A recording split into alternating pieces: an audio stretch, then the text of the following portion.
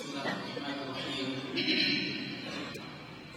الحمد لله رب العالمين، وصلى الله وسلم وبارك على نبينا محمد وعلى اله وصحبه اجمعين، وبعد. السلام الله عليكم ورحمه وبركاته.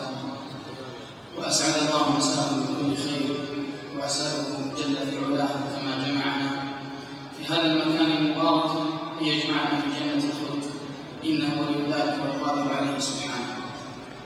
احبتي، بدايه اعتذر من الله عز وجل ان اوقف التدبر مع كلامه واياته في هذه الليله، ثم استاذنكم ايضا في ان نوقف النظرات التدبريه في كتاب الله عز وجل في هذا الاسبوع، في هذه الليله، لنتحدث عن هذا المصاب الجلل الذي أصيبت به منطقتنا وأصيب به كل واحد منا. أستأذنكم في هذه الليلة أن أتحدث عن أخي وحبيبي وشيخي الشيخ عبد الله بن محمد الشهراني. ويشهد الله ما ظننت يوما أني سأقف هذا الموقف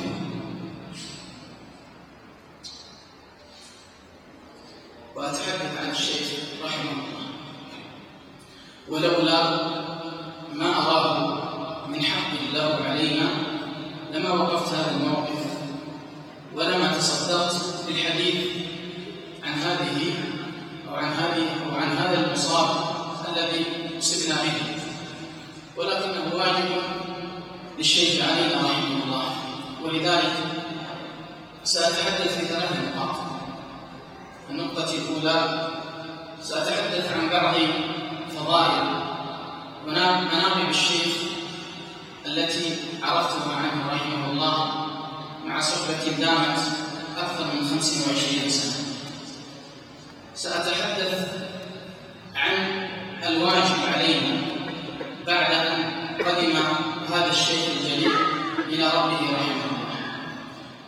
ثم الأمر الثالث، سنذكر مبادرات نبادر بها ونتبناها في هذا المجلس وفي هذا المسجد تصب في ميزان حسنات الشيخ بإذن الله.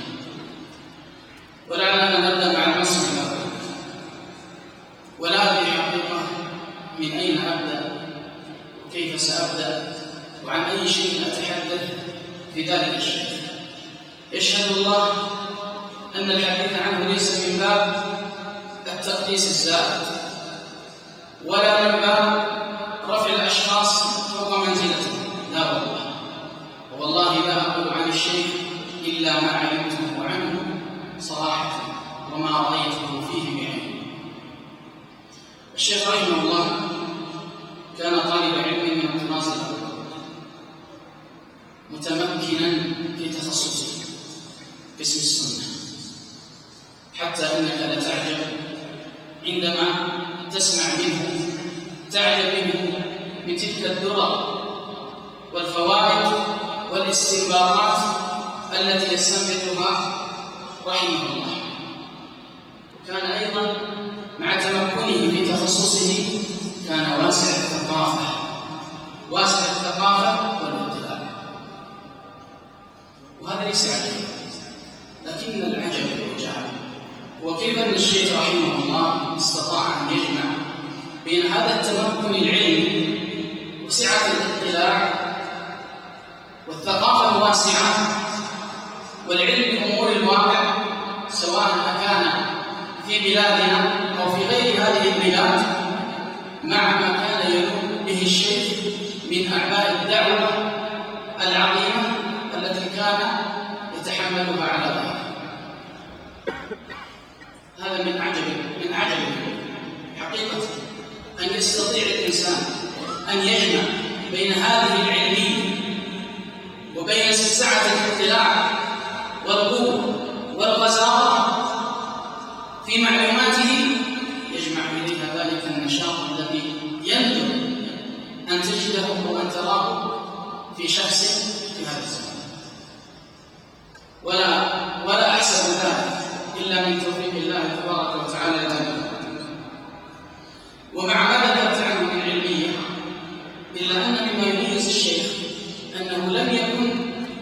محتكرا الحق على شخصه أو نفسه. ولذلك ما كان يبالي من أي مكان تأتي المعلومة إذا صحت، ولا يهتم أجاءت هذه المعلومة من قبله أو جاءت هذه المعلومة من غيره.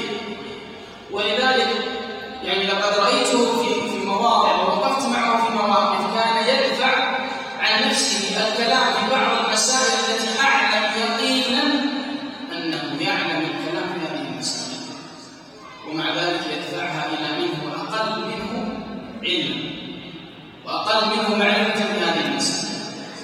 وكنت أفكر يومها لماذا كان الشيخ يفعل هذا؟ يعني لماذا لا يتكلم في هذه المسألة وهو يعلم القول فيها أو يعلم الحكم فيها أو يعلم ماذا يمكن أن يقال فيها؟ وما كنت أصل إلا إلى أحد أمرين: إما إخلاص ولا شك في ذلك، إخلاص كبير عند الشيخ، والأمر الثاني وهذا كان ملحوظ ربما الإخوة يعني يدركون هذا، كان الشيخ حريصا على أن يبرز نحوه،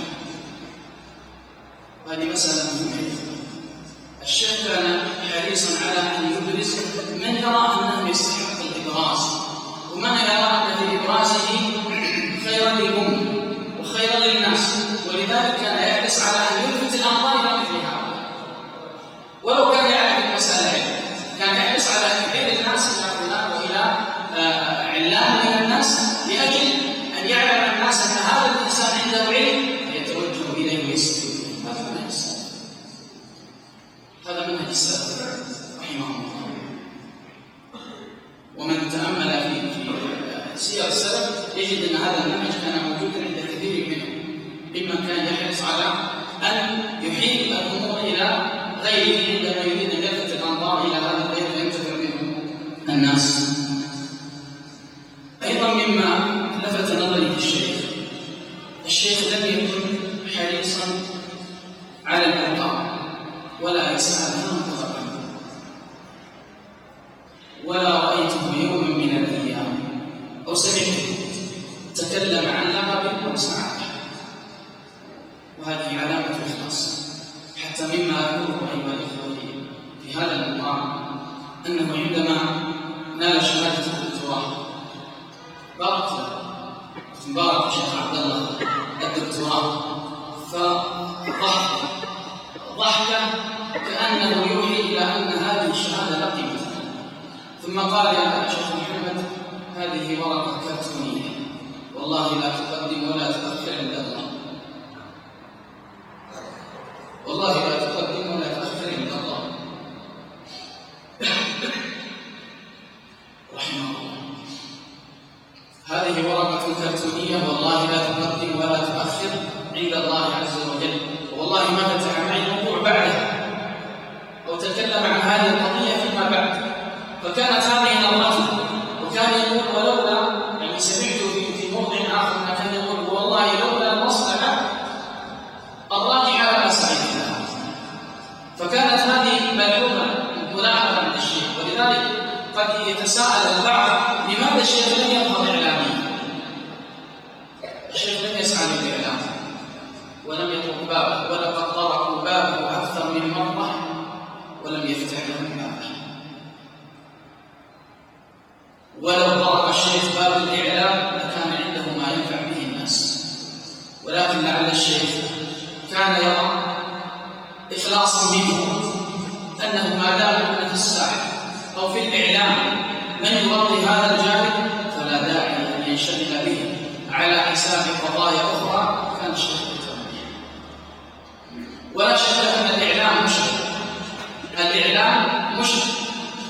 فالإعلام عندما يرون شخصا ناجحا فسيتقربون عليه من كل مكان، ثم سيشغلونه عن أعباء ومهام كان يقوم بها، لأن الشيخ لم يكن كلاميا. هذه قضية مهمة. الشيخ لم يكن كلاميا بمعنى لم يكن شخصا يعتني فقط بقضية إلقاء دروس ومحاضرات وخطب وقضايا علمية. لا، الشيخ كان حركيا، كان يعلم أن الانشغال بالإعلام سيشغله عن حركته وعن نشاطه وعن دعوته رحمه الله.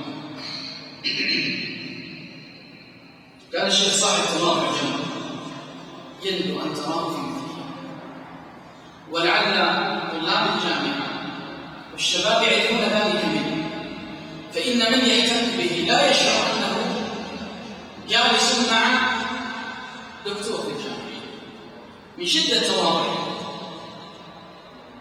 بل عندما تجلس إليه تجد فيه من البساطة والانبساط والمرح ما تعجب أن تراه في هذا الإنسان الذي هو في تلك المنزلة والذي له ذلك الجهد وله تلك السمعة. وهذه أيضا علامة إخلاص، علامة إخلاص، وهذا يهو ما نشكو منه حقيقة في بعض من ترقى في بعض الدرجات العلمية أو نال منصبا،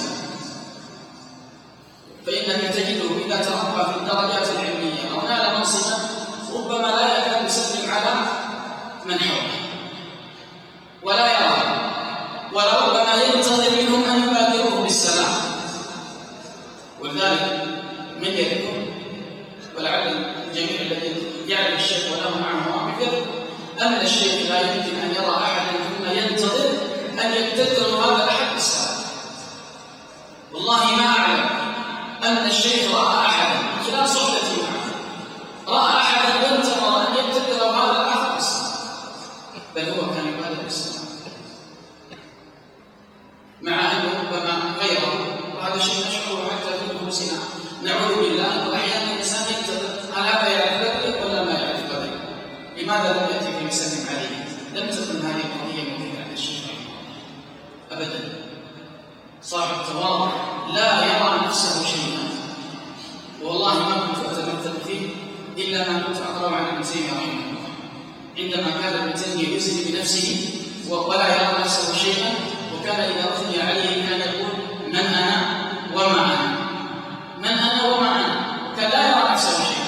كذلك الشيخ رحمه الله كان لا يرى نفسه شيئا ولا يعتد بنفسه رحمه الله، مع ما يعلم هو عن نفسه من بذل وعطاء رحمه الله. بما يتميز به الشيخ سرعة البديهة وقوة الحجة وبعد النظر. ولقد حضرت معه بعض المجالس كنت أتعجب حقيقة من تفطنه لبعض المسائل، وأحيانا في بعض القضايا الحوارية كيف كان الشيخ يتفطن لبعض المسائل الدقيقة ويتفهم. هذا التوفيق من الله عز وجل.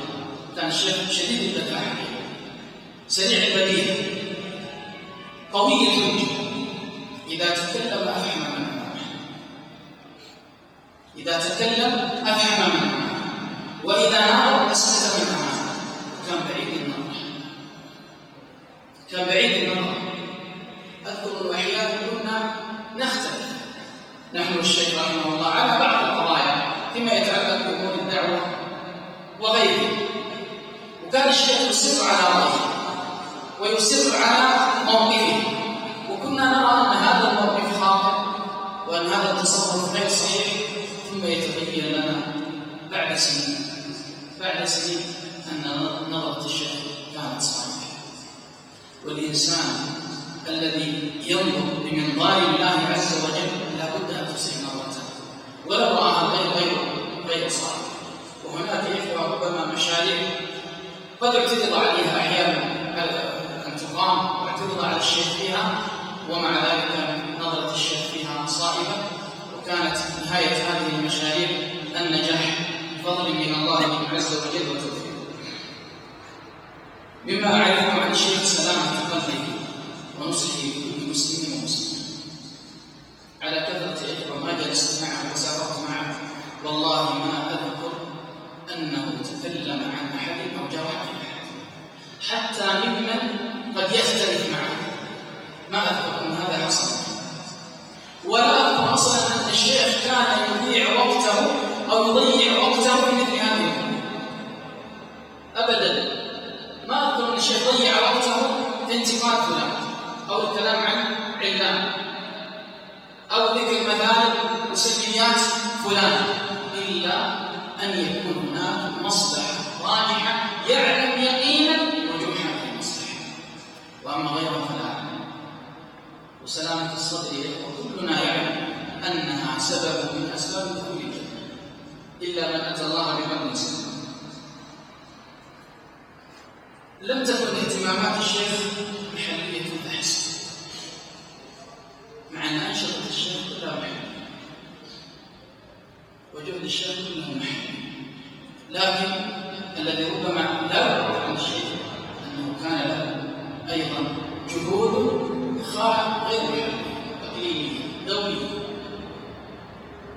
وكان يتصل عليه وكان يشير في كثير من القضايا، كان ينصح، كان يهتم بقضايا المسلمين شرقا وغربا، فلم يشغله شيء عن شيء.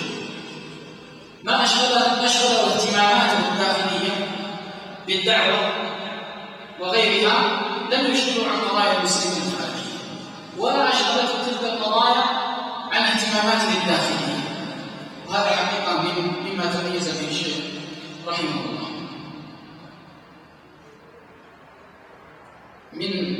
مما تميز به الشيخ الزهد في الدنيا على مدى 25 سنة، وربما غير صاحبه أكثر من ذلك ولا شك، لكن والله ما أذكر أنه تكلم في أمور الدنيا وتكلم في أرض يريد أن يشتريها أو في بيت يريد أن يبنيه. وأذكر أنه إذا كلم في موضوع يكون له بيت قال يا شيخ اشتغل عمل لأولادك البيت، تتركهم أغنياء خيرا من أن تتركهم فقراء.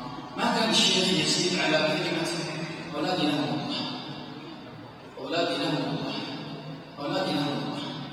كان الشيخ كبيرا، وسمعت هذا الكلام منه وسمعته أيضا من غيره ممن نقله أن الشيخ كان يؤكد على هذه القضية، أولادي لهم الله صدق، أولادي لهم الله. ومع ذلك مع زهده وعدم رغبته في الدنيا فإنك لا تكاد تقصده في شيء من أمور الدنيا إلا ويسعى لك فيه، ولا أعلم أني قصدت في أمر من أمور الدنيا أو قصده غيري في أمر من أمور الدنيا أو قصدناه في أمور مالية، سواء كانت هذه الأمور المالية بمشاريع داخلية أو خارجية، مراد الشيء أبدا. كان يعطي، كان ينفق، وكان الله عز وجل يفتح عليه في هذا الباب، وكان أهل الخير يحسنون الظن به فيرضونه، وهو كما ظنوا فيه رحمه الله. من مزايا الشيخ أنه كان كريم النفس، كريم اليد، كم صاحبنا وعرفنا عنه هذا الكرم.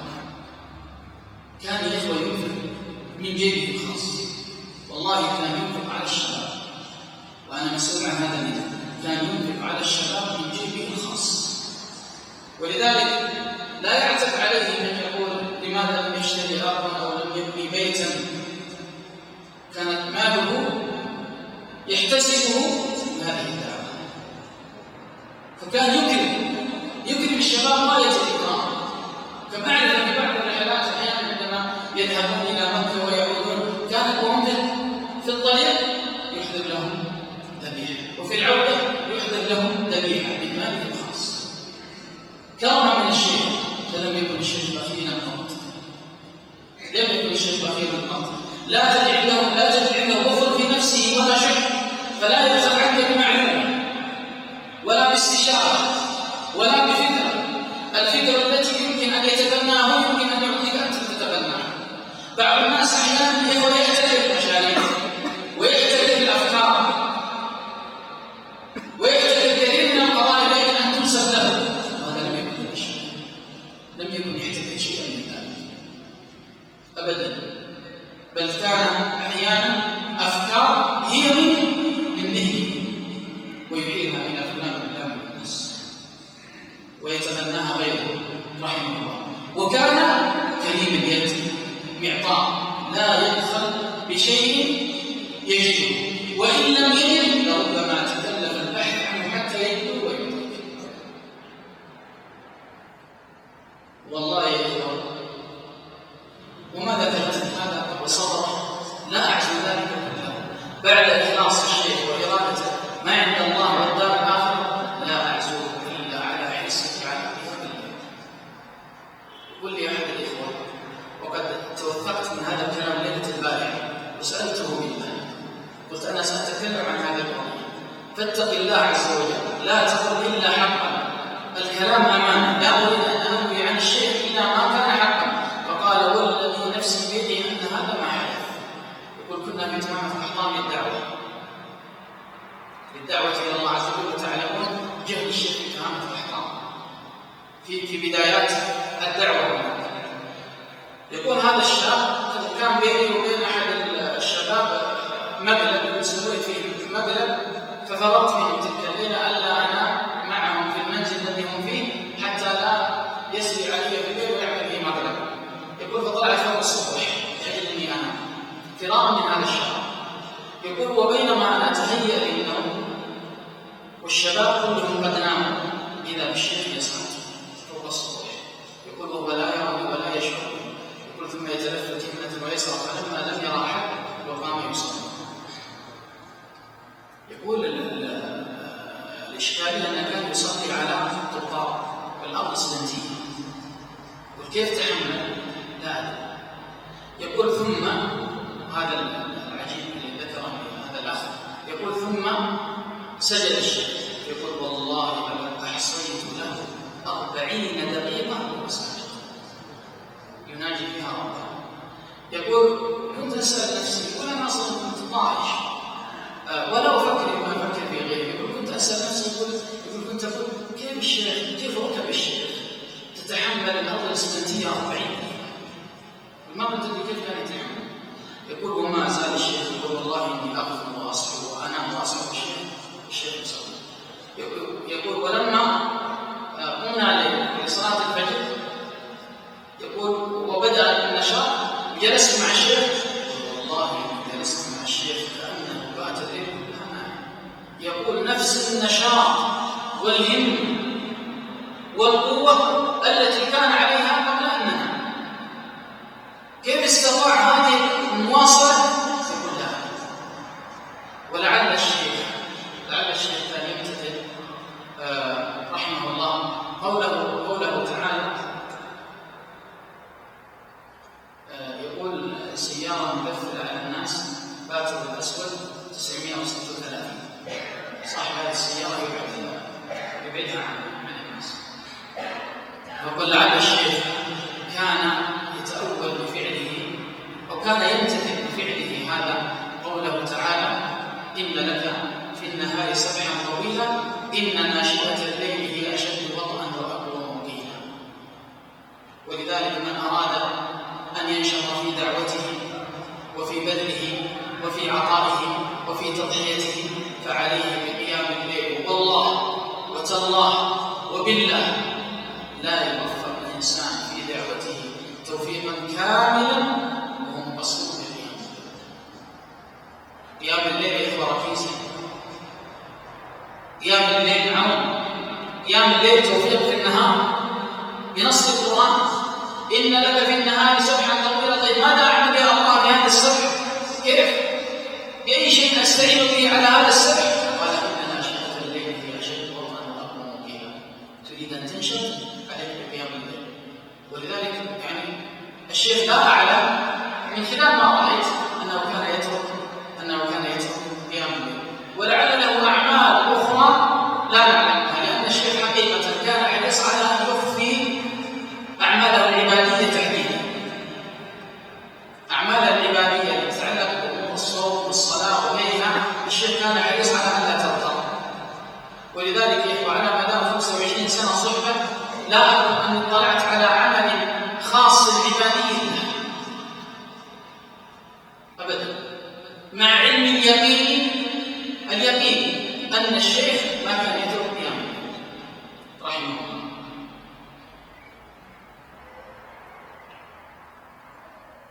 أيضا مما كان يميز الشيخ علو الهمة ونشاطه العجيب الذي قل أن تجد له نظيرا في زمننا هذا فيما أعلم. نحن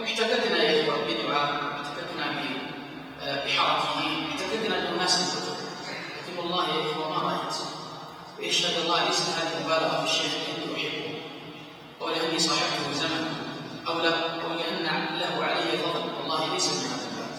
لكن والله ما وقعت عيني فيما أعلم على صاحبه التي أعلم، ولا على أكثر نشاطا منه، ولا على أكثر حركة منه. ولذلك كان الشيخ مع علو همته ونشاطه وحركته الدؤوب التي لا تكاد تتوقف، كان الشيخ عنده بركة في وقته عجيبة. بركة في وقته عجيبة يا أخي. نحن أحيانا نعجز عن أمور هي من مستلزمات الحياة نقضيها لأنفسنا بسبب ذلك الأوقات. الشيخ عليه بركة الوقت. من أين جاءت هذه البركة؟ من الله عز وجل، من إخلاص الرجل، من تفانيه، من علم الله عز وجل بنية هذا الرجل، فبارك له في وقته. لو أردنا أيضا أن نتكلم عن جهود الشيخ تتعجبون فعلا عن جهود هذا الرجل الجبار. كيف كان كل هذا الوقت يتوفر للشيخ أن يفعله؟ ثم كيف كان، متى كان يجلس مع أهله؟ متى كان يعتني بأولاده؟ متى كان يصل أرحامه؟ ولا أعلم أن أقصر في شيء ذلك. نعم ربما تقل شيئا ما، لكنه ليس إلى درجة التقصير. ومع ذلك تجد أن له يعني مشاريع تبدأ ولا تنتهي. يعني من عجائب الشيخ قدرة على استيعاب هذه المشاريع. يعني يمكن الإنسان يستوعب أن يعمل في مشروع واحد أو في مشروعين على أكثر تقدير، لكن أن يكون الشيخ عنده مشاريع عدة يشتغلها كلها ويعمل فيها ويفكر فيها ويحضر لجانها كلها في وقت واحد في أوقات متقاربة من العجب. وهذا والله الذي ينطق، وليس ذلك إلا من توفيق الله عز وجل لهذا الشيء والبركة التي جعلها الله عز وجل في وقته. مما تميز به الشيخ، ولا أدري هل عرفه الإخوة منه أو لم يعرفوا، لعلهم لاحظوا هذا في بعض دروسهم، رقة قلب الشيخ وسرعة كلمته.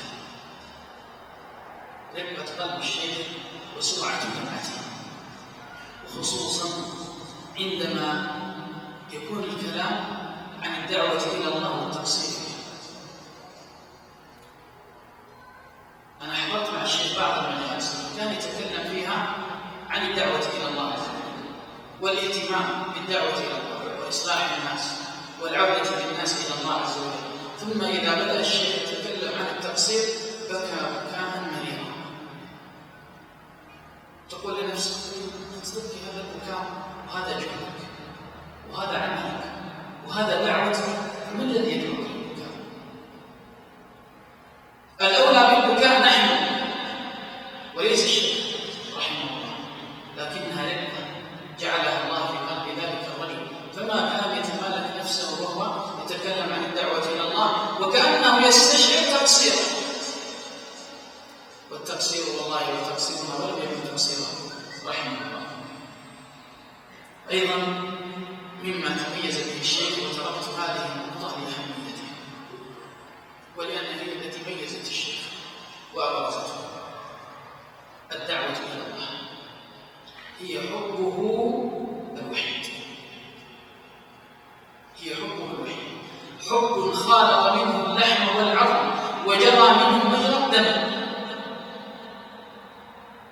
والله يا أخي لقد كان الشيخ يحب الدعوة إلى الله عز وجل حبا يتجلى لك في كلامه وحركاته وذهابه ومجيئه. ولذلك الشيخ رحمه الله باع نفسه لله لأجل الدعوة إلى الله. حتى والله كنت أسأل نفسي أقول متى كان يسمع هذا؟ بل متى كان ينام؟ ما أدري والله ما احتجنا ولا قصدته في أي وقت من ليل أو نهار إلا وجدته مستقيم. كان يواعد قبل الفجر، يواعد بعد الفجر، يواعد منتصف الليل. إيش هذا الوقت؟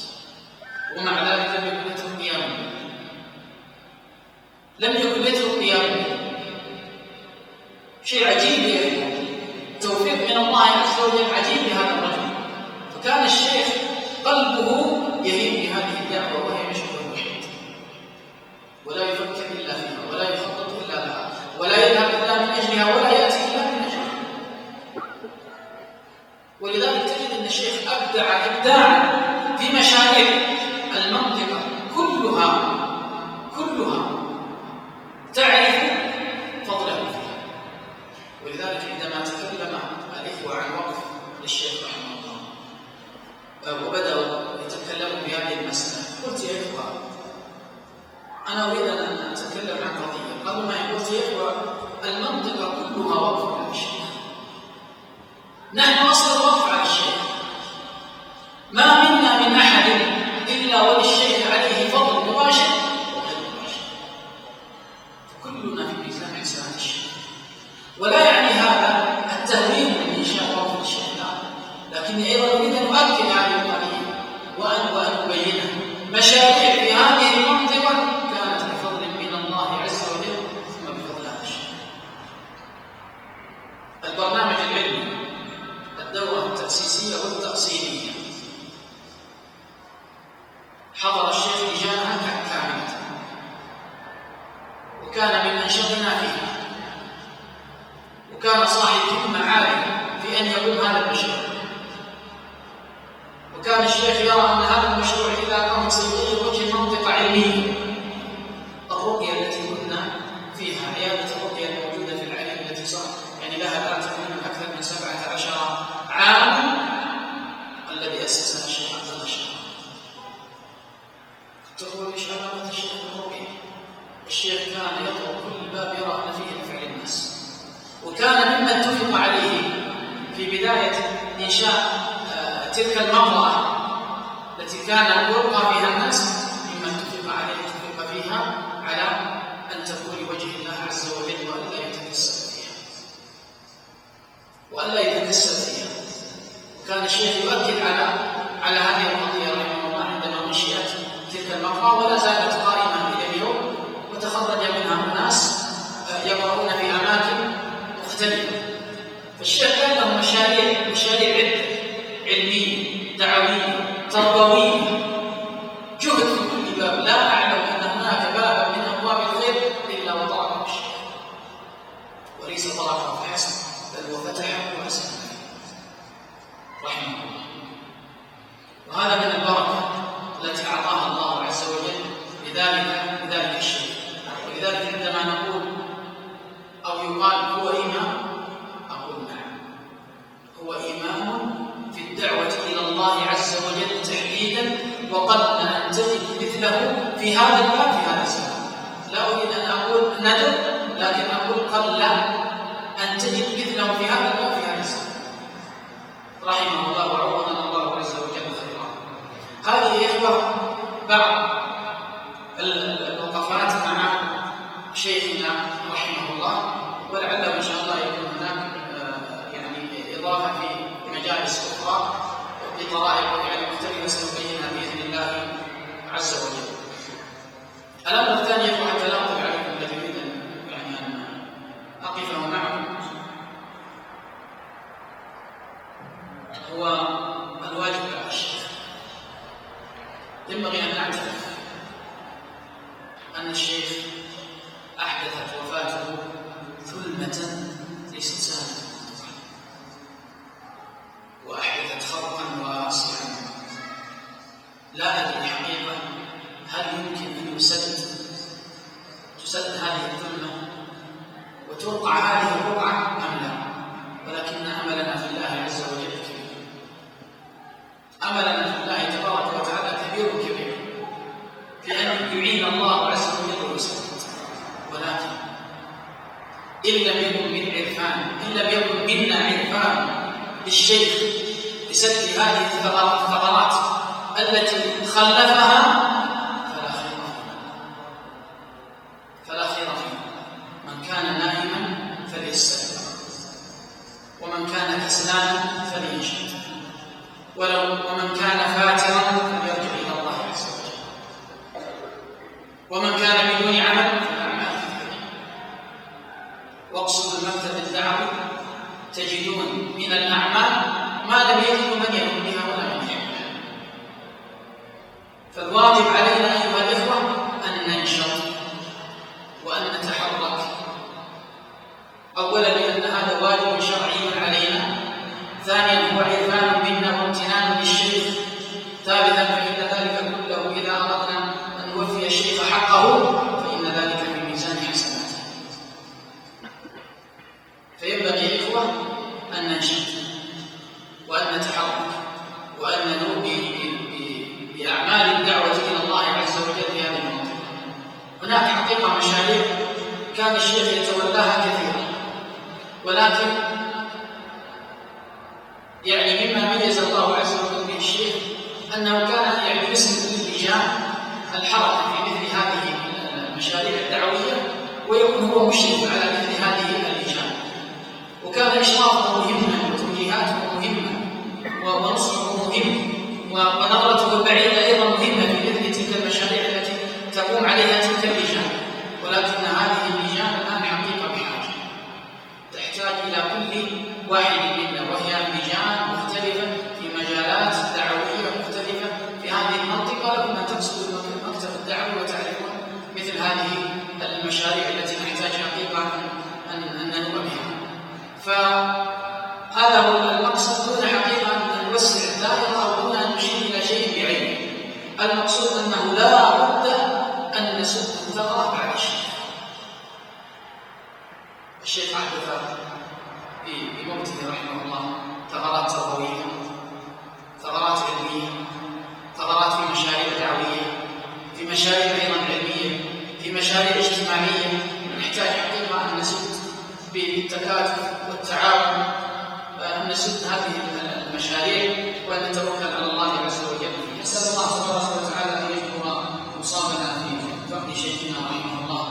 أسأله عز وجل أن كما جمعنا في هذا المبارك واجتمعنا بسببه رحمه الله، أسأله أن يجمعنا به في الجنة على سبل متقابلين.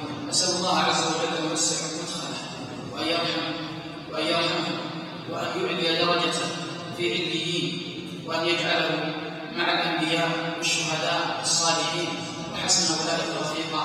صلى الله وسلم على نبينا